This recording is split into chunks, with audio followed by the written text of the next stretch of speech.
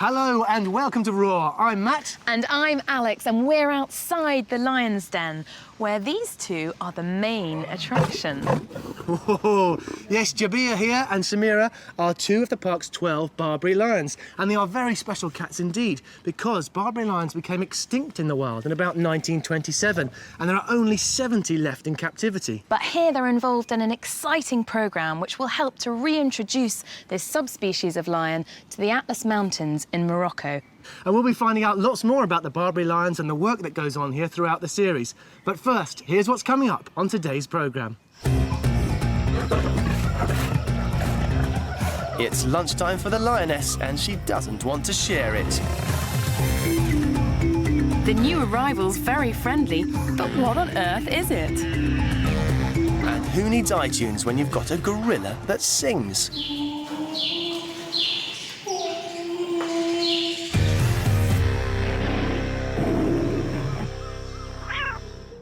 But we're going to start with Malayan tapirs. There are 4 different species of tapir in the world, but the Malayans are the biggest. They can weigh up to 450 kilos, which is the same as 5 fully grown men. With their trunk-like noses, they look like a cross between a pig and an anteater. But the tapir's closest relatives are actually rhinos and horses. All tapirs are endangered in the wild, but the Malayan is the most at risk of extinction because their forest homes are being destroyed.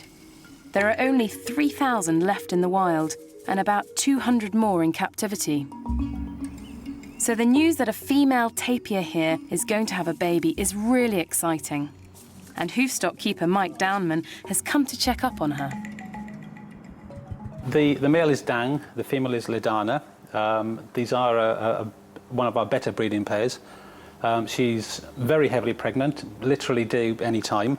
They're one of the rarest of the tapirs, so any birth with these is a very important event. And it's nice to think that by having just one youngster from Ladana any day now, that we are actually adding to the world population and hopefully making a secure future for them.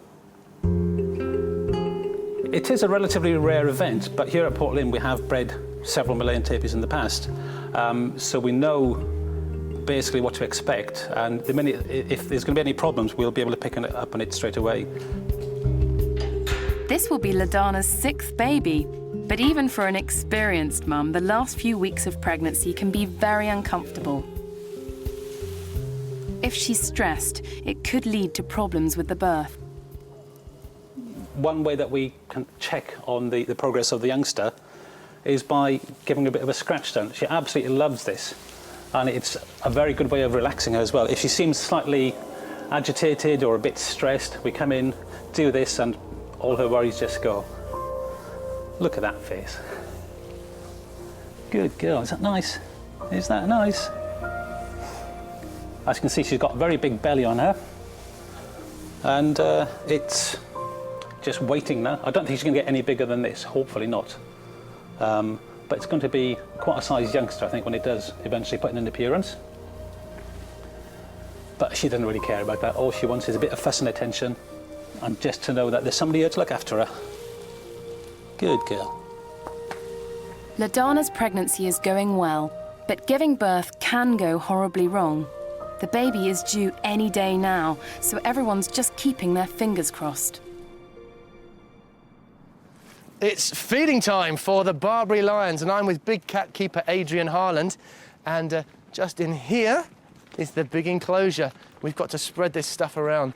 Adrian, how many cats have you got in here? We've got 5. Got 1 bit in already, and the 4 that we've got, so it's a piece each if they share. Yeah. There are mum, dad, and 3 youngsters, and well, kids don't always share, do they? So do you tend to get some squabbling in here? A little bit sometimes. Actually, Dad is the worst. Yeah, that's why we're going to spread it out so Dad can't collect all the bits up and eat them himself. OK.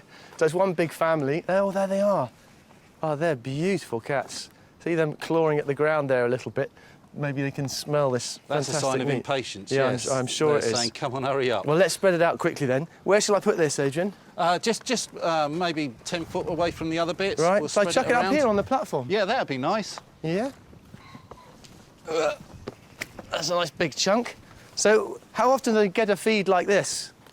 We usually feed the big cats every 4 or 5 days. Yeah. But because these have got youngsters with them, I like to try and feed them a bit more often, maybe every couple of days, just so that the little ones get a belly full every couple of days. Yeah. Help them grow, because they need lots when they're growing. You've got to have lots of good food coming into you when you're growing. Quite right. Well, let's get outside and Yes. let them in.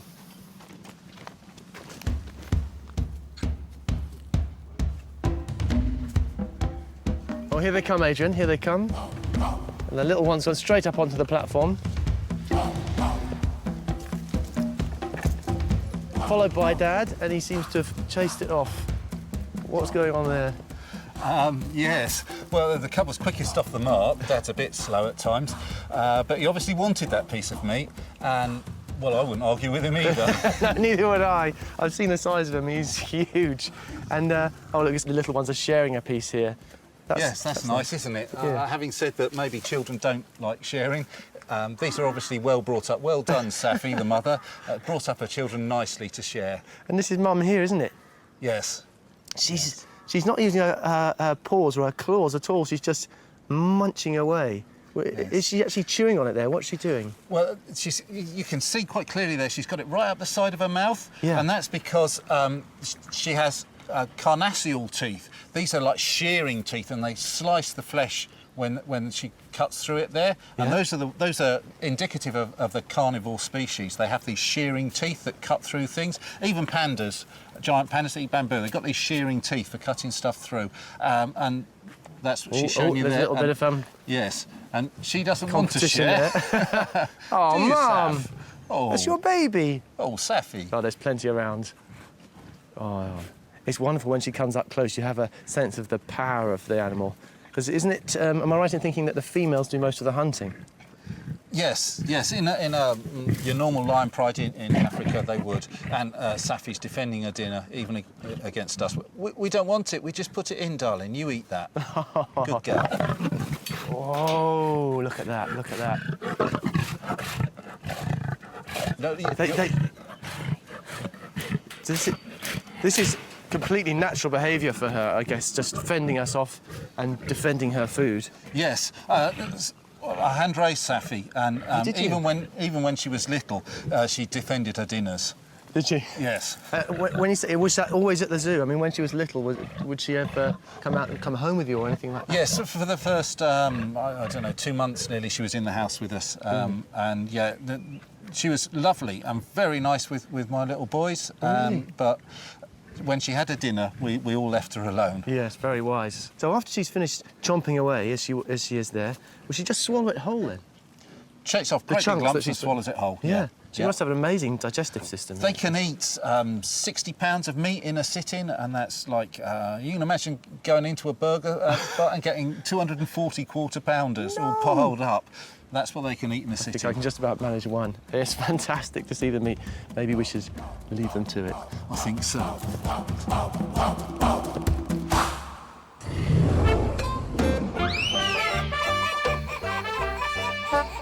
What does a frog like to drink? Coca-Cola. How does a fish get to school? On an octopus. Why did the banana cross the road? Because he wasn't peeling very well.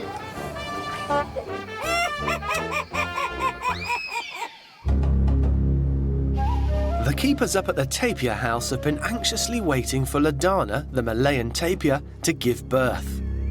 They've been making sure she's as comfortable as possible and hoping for the best. Now, at long last, Head of Section Bob Saville has some fantastic news.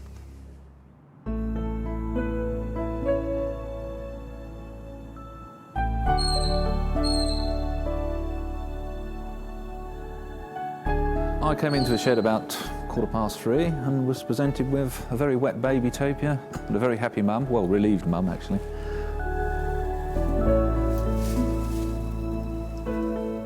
We just left mum to it really, a little bit of help, moved the baby around in a better position so she would start licking him off.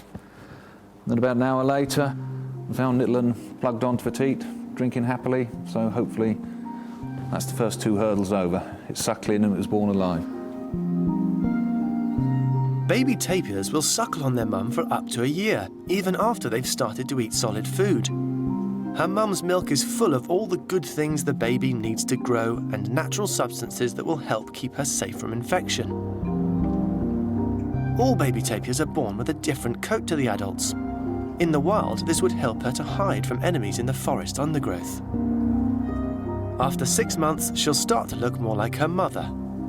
Normally, they give birth overnight, but this is the second time she's took us vaguely by surprise. But as it's her 6th one, she knows what she's doing, and hopefully things will progress nicely. The baby, of course, hasn't got the foggiest idea that she's a very important little girl, both to the keepers here and to the survival of Malayan tapirs. It makes the job worthwhile, basically. There's only 180 to 200 of them in captivity in the world. Any one is a very important birth. So, being a female, hopefully she'll progress well and breed lots of little ones, and will continue the species. She's precious, so Bob and the rest of the keepers will be keeping an extra special eye on both Ladana and her baby over the next few days.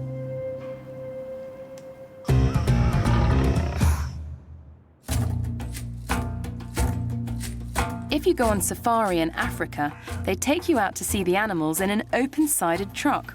And you can do the same thing at Port Lim. We've brought a keeper along too.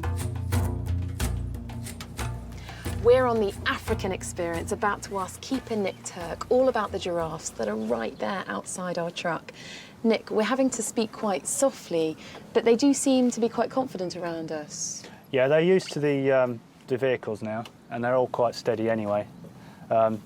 They're not aggressive, they don't like a fuss, but you know, they're quite steady. This is Amber. Has anyone got a question for Nick about them? Jamie. How come that one's got black spots and them ones have got ginger spots? Well, they all have different coats anyway. I mean, she's a pure Rothschild giraffe, and the other ones are sort of a mix. But they all have different coats anyway. It's for camouflage. Hannah, what's your question? Why do they have antlers? Well, they're horns made out of bone, and it's for defence, really, against each other sometimes, and if they get attacked by a lion or something like that. Look at these ones coming right over to us now. Who's that one there, coming into the bucket? That's Sebastian. And then this other one to the left of Sebastian. Satanta. They are beautiful. Isn't it incredible to be this close? Why do they have long necks? It's to so they can reach the top of the trees and feed on the leaves that right at the top. Therefore, they don't have to worry about the bottom, and there's no competition for food with the other animals that eat leaves in Africa. Alana, what's your question? How long do giraffes live for? They live up to around sort of 25 years old. It's a very good age. Why do they have such long legs? It's so that they obviously makes them a lot taller, so that way, with their long neck as well, they can feed right up to the top of the trees, and then they've got all that food there, you see, that other animals can't reach. And are these giraffes fully grown, Nick? No, they're only about sort of probably about 4.5 metres tall at the moment. They'll grow up to about 5 metres, 5.5 metres, So something they've like still that. got a bit of growing Yeah, to do. yeah. Thanks, Nick. It's just incredible to be this close to the giraffes. We're going to be coming back later because we've got lots more questions for Nick.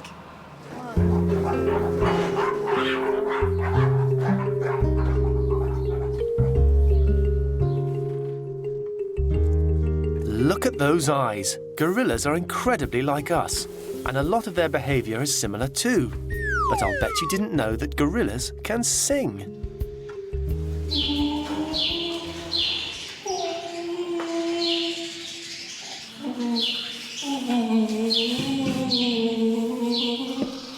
I think that's the latest release by Shaggy and the Ape Men, but whatever the tune is, Juju's definitely singing for her supper, because she does it every mealtime. Gorillas love their grub, and Keeper Matt Stagg has invited me to help feed them. Is this Beatam? Yeah, that's Bison there. He's the dominant male in this group, or the silverback. He's amazing. Look at the size of him. And we obviously feed him first because he's the dominant animal within the group. Right, look at him. And he doesn't waste any time. He's hungry. Yeah.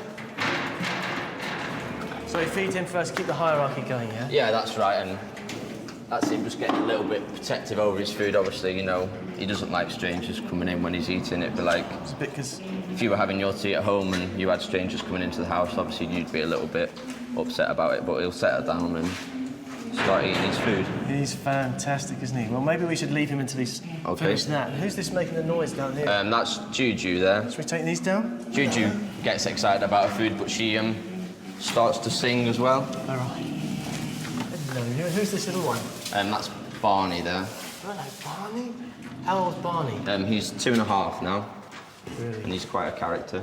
So he's a little boy. Is he going to grow up to the size of B-Town? Yeah, he will. Hopefully, he doesn't just be as impressive as his dad, really. Really? How long will it take him to get to that size? Tend to become a silverback when they're about 15, 16 years old. Right. So he's got a little bit of growing to do yet. And how long do they live for? In captivity, would you like to feed to Oh, I'd love to, yeah. If you just hold it right at the end. Okay, give her room. Yeah, and just give it a spin. She'll take it off you quite nicely. You just put it up to the bars. There we go. How's that? But yeah, in captivity they live till they're about 45, 50. In the wild it's a little bit less. Right. But yeah, I mean, Juju is 44 now, so she's... Is she really? You know, she's getting on a bit, but Yeah. she's doing all right. She is doing all right. She looks fantastic. We've got another one here as well. Yeah, this is Mawila. Oh, why was she singing again? That's because we're taking... So what do these noises mean? She's just looking at what else you've got for her. Should we give her a lettuce? Yeah, if you hold it right at the end again, just poke it through. There you go. Yeah, so tell me about the noises. Well, when the food, she associates the bucket with food, Yes. and when it arrives, she gets excited because she's looking forward to having, her apples and things like that. Yeah. And it's just her way of showing it, really. A lot of other gorillas might make grumbles as well, but she gets more excited than most, I'd say. They're quite little pens, aren't they? How long do they spend inside here? These are what we call their bedroom areas, and they mainly just come in here for sleeping and for their afternoon feed. And then the rest of the day, they've still got access to the large yard that's out there inside, and then the large cage outside. So they're never restricted to these areas. It's always their choice where they want to go. Excellent. They seem pretty happy. Yeah, and obviously when they come into their own little bedrooms, we can give them their own individual feed without any of the other gorillas sort of interrupting that, apart from Barney, of course, who can go between all of them. So we've got sort of broccoli here, lettuce. What sort of thing would they eat in the wild? In the wild, it's quite a fruit-based diet, which we have in there, and they'll eat. Can I see if she'll take a banana? Yeah, if you hold it right at the end again, and just pass it through the bars. There you go. Fantastic. Well, Matt, thanks very much. It's a real pleasure to have been invited up here, to hear Juju sing and to meet this little fella. Little Barney, I think he's quite a personality. I'm sure we'll be seeing a bit more of him later in the series.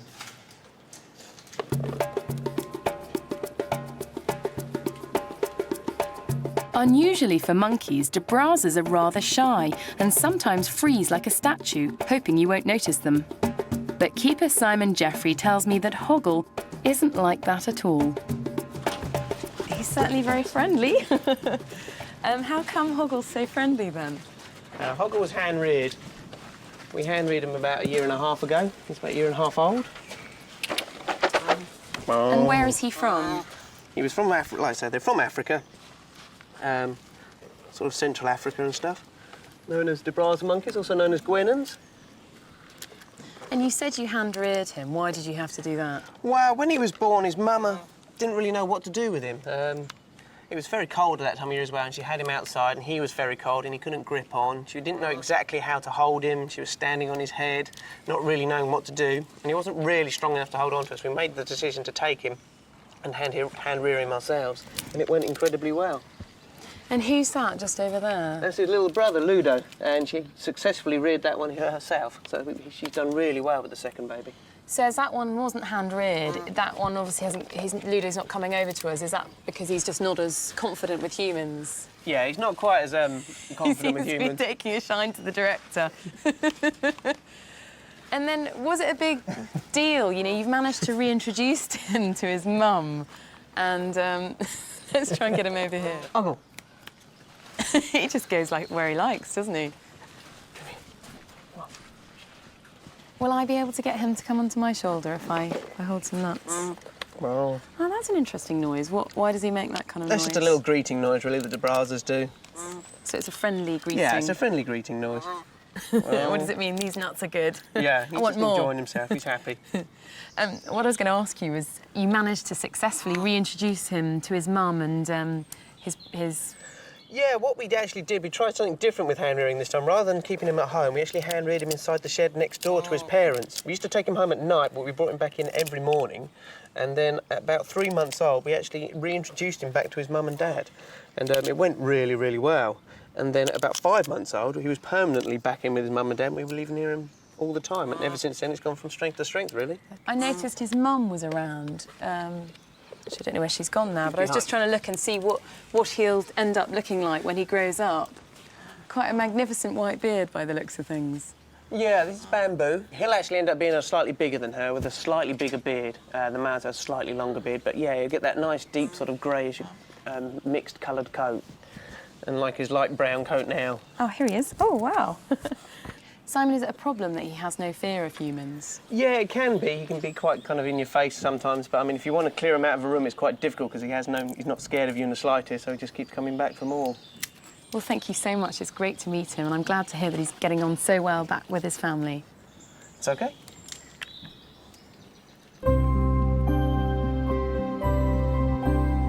The baby Malayan tapir we saw earlier is now 4 days old, and Head of Section Bob Saville is delighted at how both she and her mother Ladana are getting along. Well, at the moment they're doing very well. Mum's a little bit stiff, which is fairly normal after giving birth. But baby's doing fine. She's doing normal baby things. She's running around, following mum, finding out about the new world, sniffing everything. Baby tapirs are born with a completely different coat to their parents. It's nature's way of protecting them while they're tiny and vulnerable. Baby tapirs have this kind of markings when they're born. It's purely camouflage. It's so when she goes to sleep in the jungle, under a bush, predators have a job to find it. I mean, mum weighs probably about 420 kilos now. She's a big black and white lump. When she's out in our paddocks, even we have a job to find the adults. It's next to impossible to find the babies. It's the same principle with stripes on a zebra. They just blend in with the dappled shade and light under a bush, and it's purely camouflage. And it will slowly wear off in about 4 or 5 months. It'll be more or less gone. You will just slowly see the black and white markings come through and the spots fade. Like all babies, she's curious about everything around her, and she's already discovered her super sensitive nose. She's testing the air. They've got poor eyesight because basically in dense jungle they don't need good eyesight. Most of their communication with other tapirs is by dung piles and spraying urine. And smell is their favourite weapon. And now she's just literally going around exploring the pen. She's smelling where the other tapirs have been. And like I said, that's that's how she's learning. They haven't got fingers to learn, so most of their learning is through scent. If you actually look at mum and baby now, she's following her around. Whatever mum does, she goes and does. She's just interested in everything, which is what you'd have to do in the wild. It'll be interesting to see how her coat does change, and we'll show you when it does.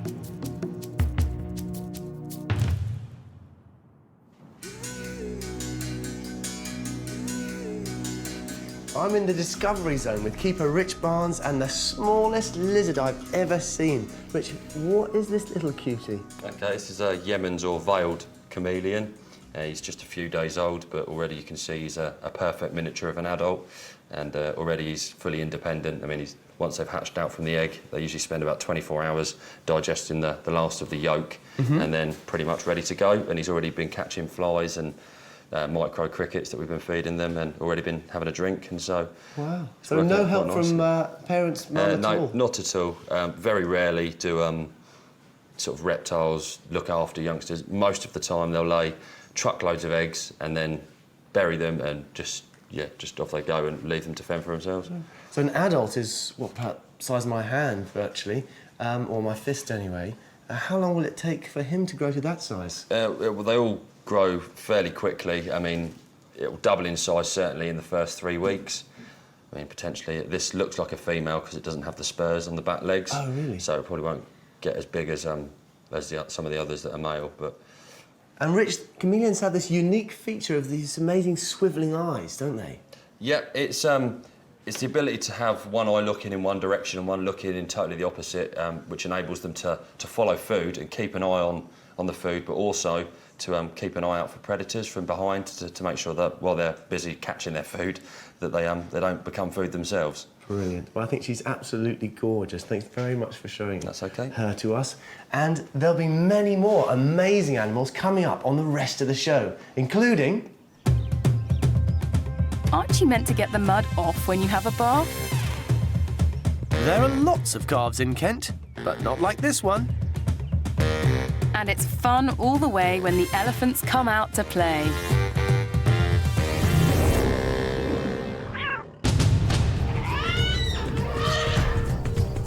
Right now, though, we have a tiger.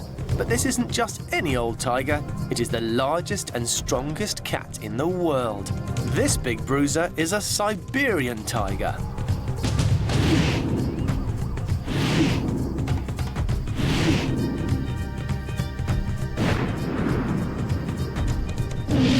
Cats don't come any bigger than this, and keeper Alan Keeling is the brave man who looks after their biggest Siberian tiger, Malchek. As you can see, he's absolutely massive. Being a Siberian tiger, he's the largest cat in the world. Malchek was actually born here. He's going to be 10 years old next month. Last time we actually weighed him, he was 220 kilos, which works out about 35 stone. It's certainly the biggest cat we've got here at the moment. Today, Siberian tigers are mainly found in northeast Russia, but very few still remain in the wild. Siberian tigers are critically endangered. Man has hunted them mercilessly, and tiger body parts are still used for Chinese medicine today. Unbelievably, there could be as few as 400 of these incredible animals left in the wild.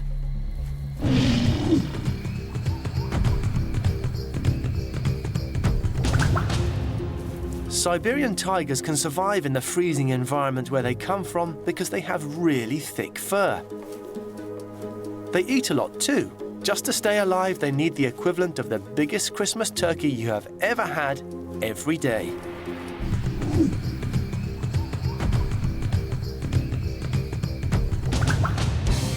Understandably, a tiger can't live in any old enclosure.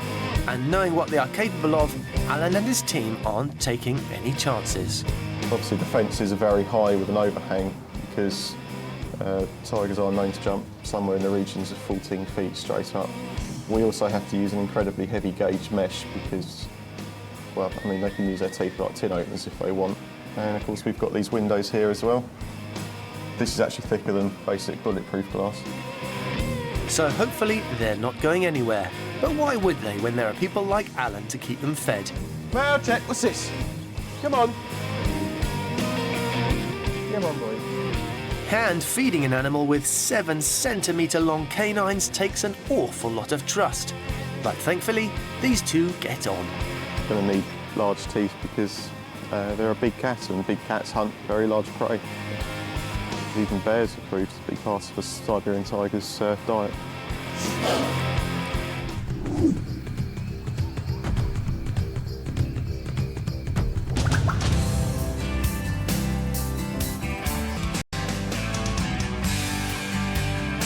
He's a good boy. He's a good boy. Being able to get this close to the tigers is just amazing. It's a good boy. I mean, because they are just such an incredible animal, being able to just lean up against the fence and they'll come and head rub you and just enjoy a little bit of interaction. Like, it's just absolutely amazing to be able to do that. And I never will get bored of doing that, ever.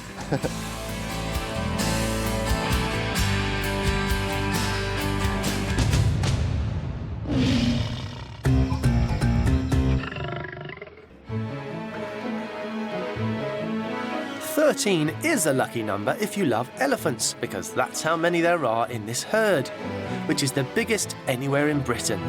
In more ways than one, they're a very big attraction, and people come from far and wide to see them. Whenever she gets a chance, Ellie keeper Liz Rickard enjoys nothing more than just watching these gentle giants live out their stately lives in the peace and quiet of their paddock. But all that's changed now. the arrival of hooligans Jara and Janu has created absolute mayhem down at the Ellie paddock. The bigger hooligan on the left is Jara. Jara, our little girl, she's a bit of a rascal, must admit. Everything's new and exciting. Whereas Janu is our little boy, he's a bit of a cool dude, really. Takes things in his stride. Janu does push Jara around quite a lot. She'll take it for a while and then she'll give him a good shove back. Baby elephants, like baby humans, learn about the world through trying things out, always pushing the boundaries to see what they can get away with. Everything they do is just play at the moment, but it's all practice for becoming a grown-up elephant. Even the wrestling and the mischief-making has a reason. They are highly tolerated, the calves. I mean, they get away with a lot and they rush under the other ones' trunks when they're trying to feed or pinching their food. And they are tolerated, and the mums just kind of move them away slightly. If they get a bit naughty, they push them a bit harder, but they do get away with quite a lot. A baby elephant's day can be split into 3 distinct times: morning playtime, lunchtime playtime, and afternoon playtime. Which is great for them, but for the adult elephants, it can get a little tiring. Get it?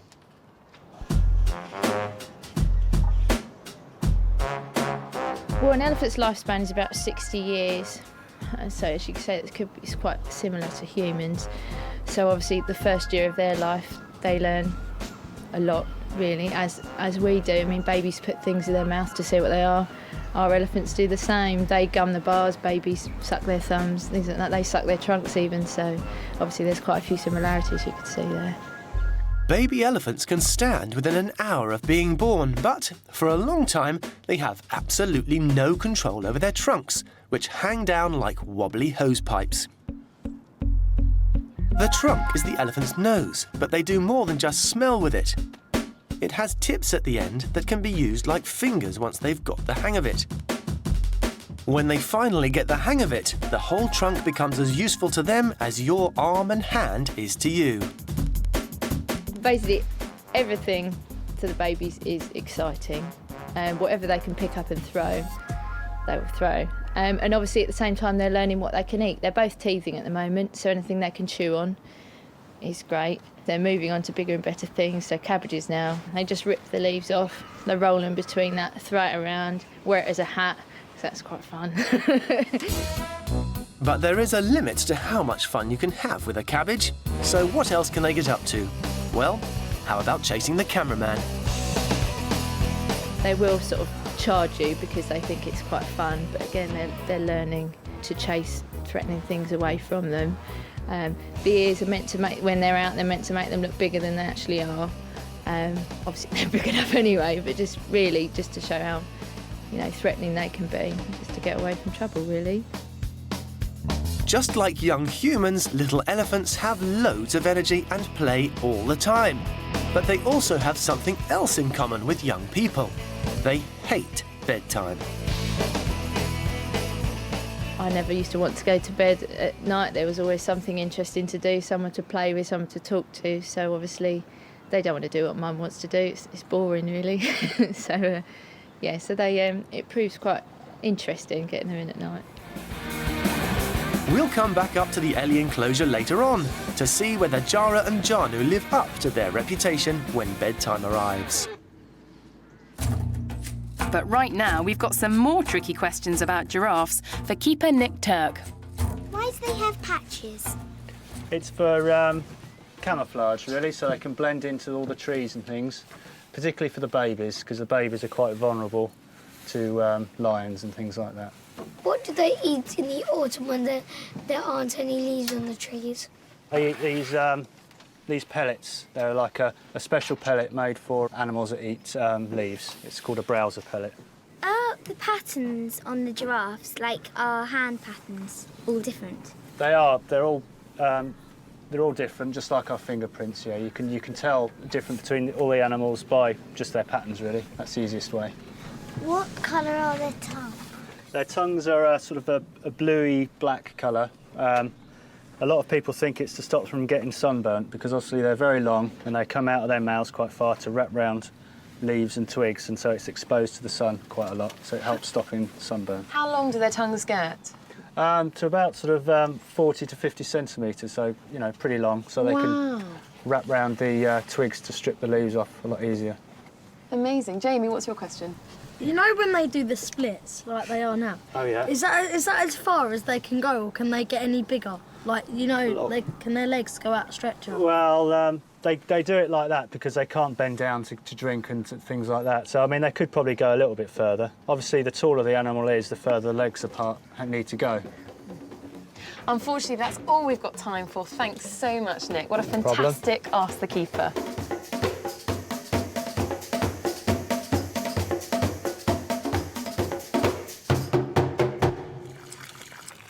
I'm in the black rhino paddock with headkeeper Joel Bunce, and we're filling up a pool, or a wallow as it's called, for the rhino. Joel, why do we have to do this? Well, just like us, Matt, they get very hot, especially weather like this, so they need somewhere to cool down. Although they've got plenty of shade in the paddock, this is ideal for keeping them cool. Excellent. Is that about full now, do you think? Yeah, we'll pretty start much. sleeping out otherwise? Yeah. Great, shall we just turn the hose off and see how they react? Yep, indeed. OK.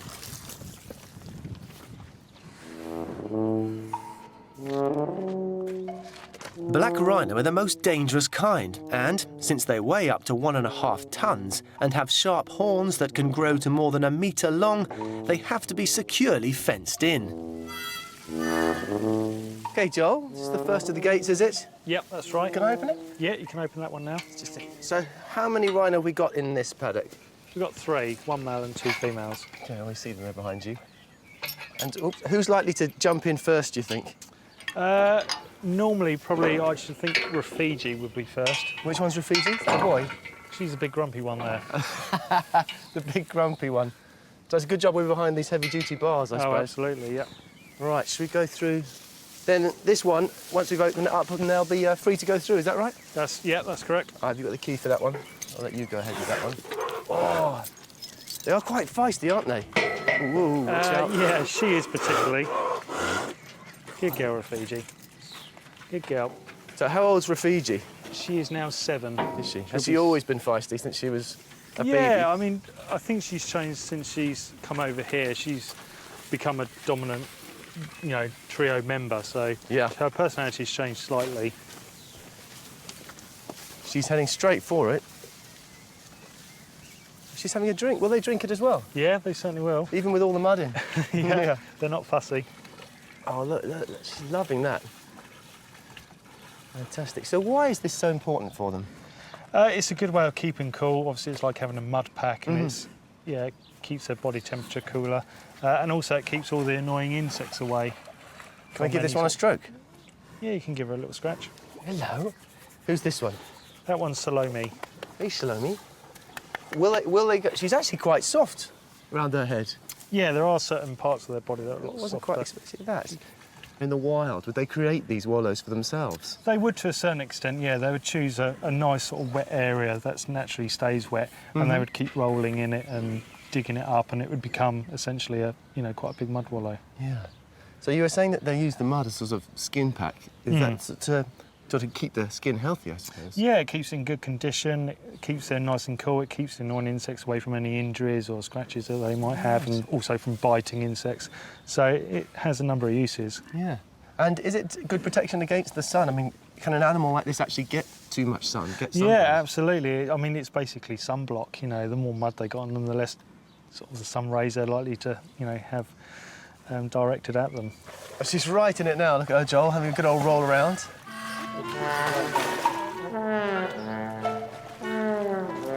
They don't actually have any sweat glands, which means they can't sweat like you and me.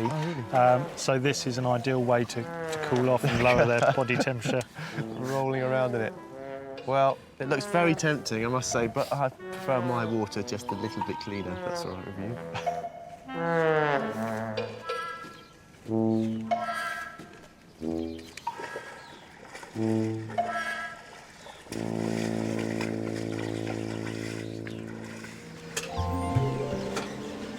The keepers at Howletts and Port Lim get used to handling a wide range of animals. Stuart Jones has looked after everything from bongos to bush dogs, and from margays to tapirs like we saw earlier. So it's fair to say he's seen a lot of unusual creatures. But this week he's been handed a challenge. A pair of very special and unusual animals who've just arrived. Yeah, these are very new to us. We've never actually looked after them before. We're learning lots of things about them, and it's been good fun. In the wild, these odd animals live in Central and South America. They have big, spiky tails, huge, elongated noses, ridiculously long tongues, sharp, powerful claws, and they are rather partial to a bug or two. I give you the Myrmecophaga tridactyla, or in plain English, the giant anteater. This is actually Louis, and we've decided to call the female Mrs. Louis. They are very, very different in personalities. Louis is very much more person-orientated. Mrs. Louis, take your leave, she's not interested. These must be one of the strangest creatures on the planet, let alone here in Kent. Anteaters in the wild will seek out ants and termites. They use their long tongues to poke down the holes. Obviously, we don't have as many ants as they would naturally eat in the wild, so we supplement the diet with mealworms, wax moth larvae and crickets. Not sure about that, but Louis is clearly enjoying them. Anteaters don't actually have any teeth. So what they've got is they've got a tongue that's about 60 centimetres long. On that tongue there's like a sticky mucus, and they actually use that to go down into the holes and the logs, and they'll attach themselves to their food, and then they'll bring it back in again. Let's see that again in slow motion. Over 60 centimetres of sticky, mucus-covered tongue, which can extend 160 times in a minute. They've been known to gobble down a staggering 30,000 insects in one day. That's fantastic! Basically, they're like a vacuum cleaner on legs, and they're very well equipped for their favourite pastime of hoovering up ants and termites. Their eyesight is rubbish at long range, so if they think something might be interesting, they move in to take a closer look. And a sniff or two, of course. Louis, come on. They're very, very inquisitive, that's their nature. Their sense of smell's quite incredible. It's about 40 times more powerful than ours. So anything new they pick up on straight away. You see, they're inquisitive because that's how they find their bugs. On each front paw, they have two really long, razor-sharp claws, which are ideal for cutting holes in ant or termite hills. But they also make great weapons to fight off their enemies, like Stuart, who they probably think is going to steal their last few bugs. They actually don't walk like regular animals. They kind of walk with their front feet on the side. Because of these great big claws, they need to keep these very sharp and in good nick. So they develop this lolloping motion as they run. And apparently they're as quick as us, which is quite impressive. But yeah, he's a pretty cool character. He's pretty cool. Very different to anything else I've ever worked with. Louis is actually quite unusual in the anteater world, as they're generally nocturnal, which means they're most active at night. Mrs. Louis, however, is doing what most anteaters do in the day. And if you've been wondering what that huge tail was for, well, now you know. It makes an excellent blanket, as elegantly modelled here by Mrs. Louis. They've settled in really well into the new building and everything. It's a little bit cold at the moment. As soon as the temperatures start rising a little, we'll be ready to let them out into the enclosure. But as they stand in there, yeah, really happy that they've settled in well. You know, they're all right, not bad.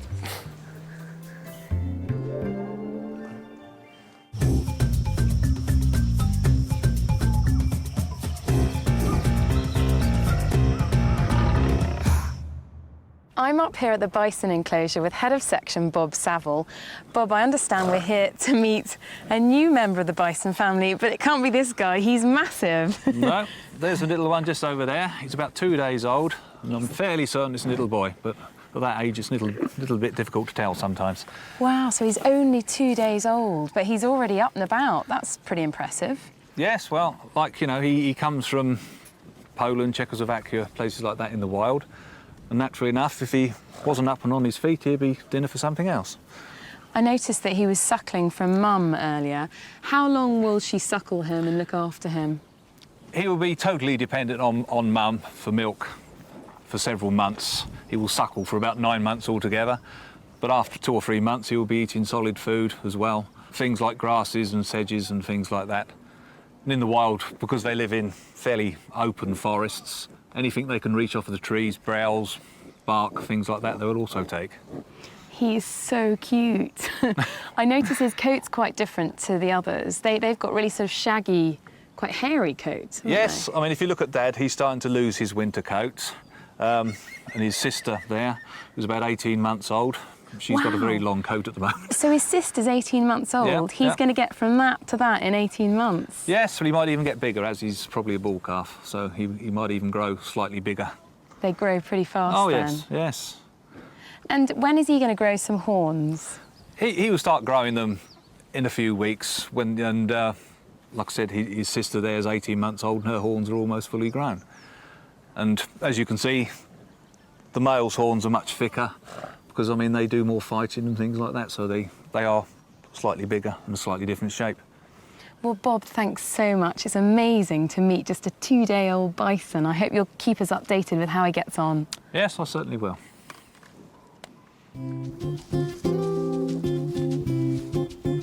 Now, most meat eaters kill their prey before they eat it, but South American bush dogs literally eat their victims to death. So I was a bit worried when keeper Neville Buck asked me to help clean their house while one was in there. He's fearless, isn't he? I would have expected him to be a lot more timid. No, not at all. Why is he so sort of friendly? You're actually quite lucky he's not showing more aggression towards you. Some people he takes an instant dislike to, and he'd probably drag you into the nest box, to be honest. But no, I mean, he's really as good as this because he was hand-raised as a pup. What's his name?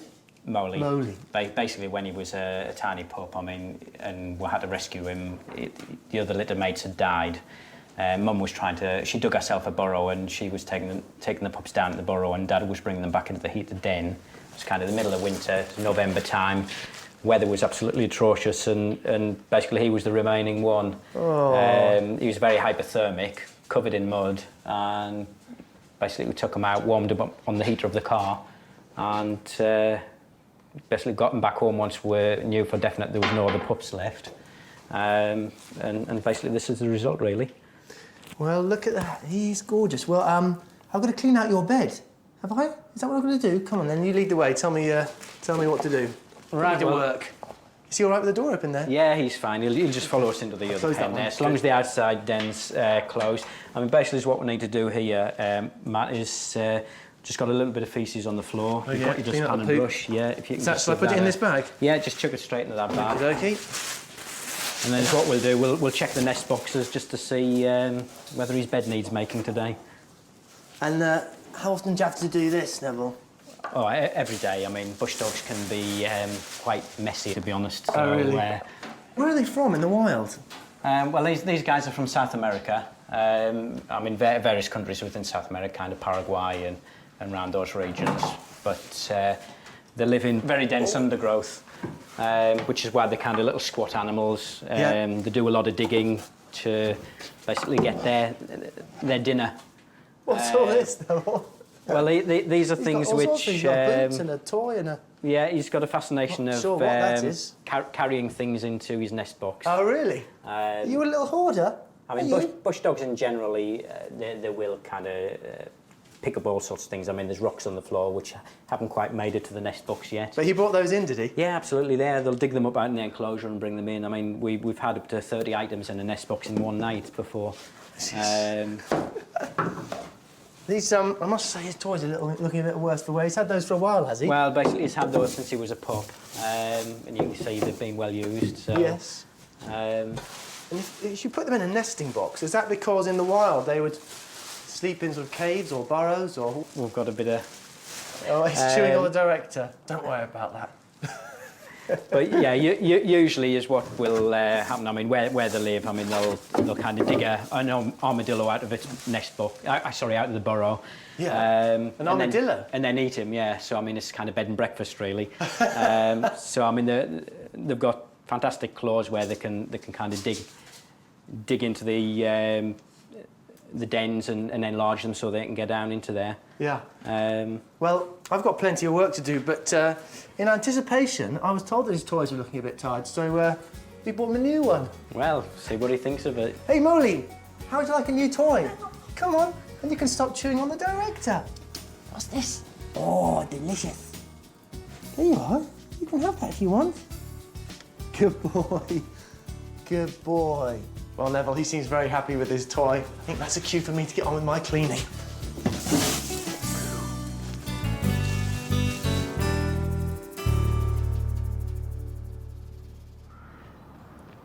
It's bedtime at the elephant house.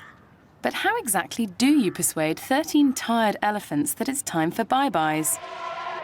The keepers have it all organised like a military operation. The general is head Ellie keeper Dave Magner. He's a veteran with 18 years service behind him. Yep, Dave, in position. Ready when you are, Dave. We're ready, Dave. Probably the hardest bit of the job is bringing the elephants in at the end of the day. You know, we need quite a few people to operate the gates. It's very easy for an elephant to squash a human to death, even if they don't mean to. So the keepers are on high alert in the enclosed space of the elephant sheds at bedtime. Once a keeper is by their gate, they have to stay there until the whole operation is over. If all goes according to plan, this job should take just a few minutes, because elephants never forget where their bedrooms are. Unless, of course, they're young and naughty.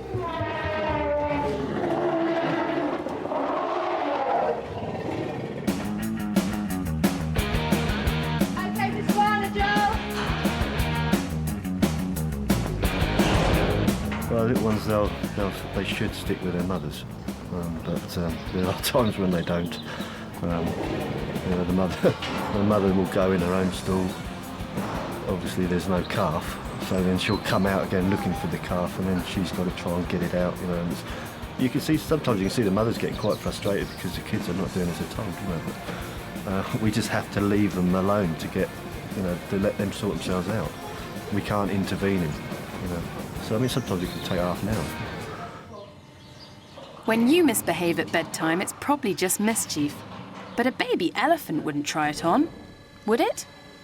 I think they got a mischievous side to them. I think if the more, I mean, you can get frustrated with them and maybe raise your voice. And I think, especially Jara, the little female, and she knows it, she's doing something wrong. But then she'll play on it. So the more you get angry, the more she plays up. So the best thing to do is try and keep quiet and just accept the situation. Eventually, the babies do as they're told and go off to their own beds. One day soon, they'll learn the routine and be as well behaved as their parents. But until that time, the keepers will just have to put up with them. You can't change them. I mean, they grow up with you or you grow up with them. You'll always have that bonding with them. But the nice thing about it is that, you know, they give you back so much. The job will be even more fun soon because 2 of the females are pregnant. Yep, there are 2 more little hooligans on the way. So the mayhem in the elephant paddock is guaranteed to go on for a while yet. But no one's complaining, and we'll make sure to bring you more fun and games as the series goes on.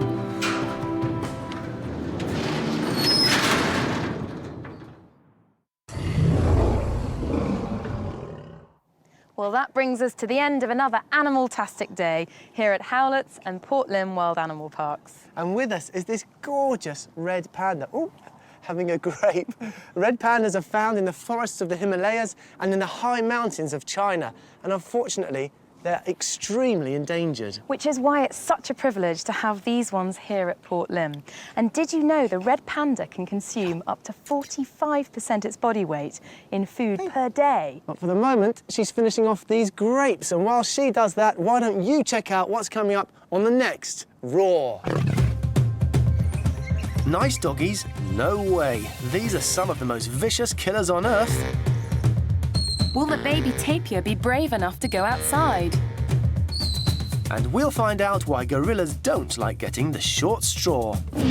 Don't miss it.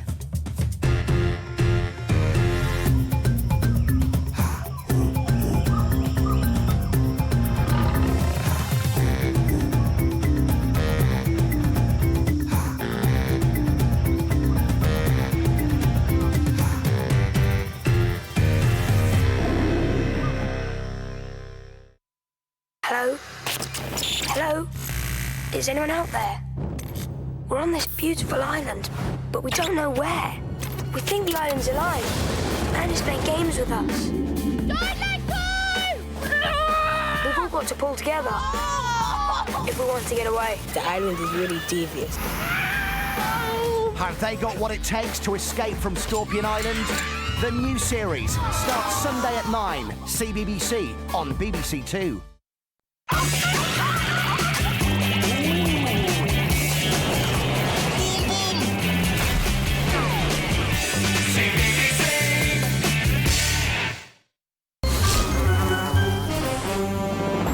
Greetings, seekers of the strange and even strangerer. Can your nervy nerves stand the knee-knobbling horror of what's on the slab in the lab? Welcome, people! This week I have created the ultimate fighting machine. Yeah! I have crossed a prickly little cactus with an elephant to create the ultimate security guard. See?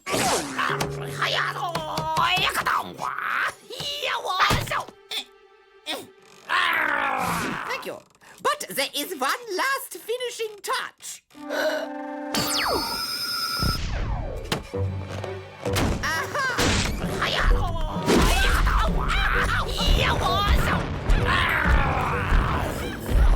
Yep, he's mad, but he's my dad. Hi, I'm Danny. Welcome to my house. Come on, I'll show you around. This is my brother Max's room. So annoying. This is my room. And this is the deck, where I chill out and catch up with Sam and Toby, my two best mates. We do the usual stuff, group hug, and some unusual stuff. A brand new comedy starring Danny Harmer starts Friday at 4:35. CBBC on BBC One. Hang out at Danny's house.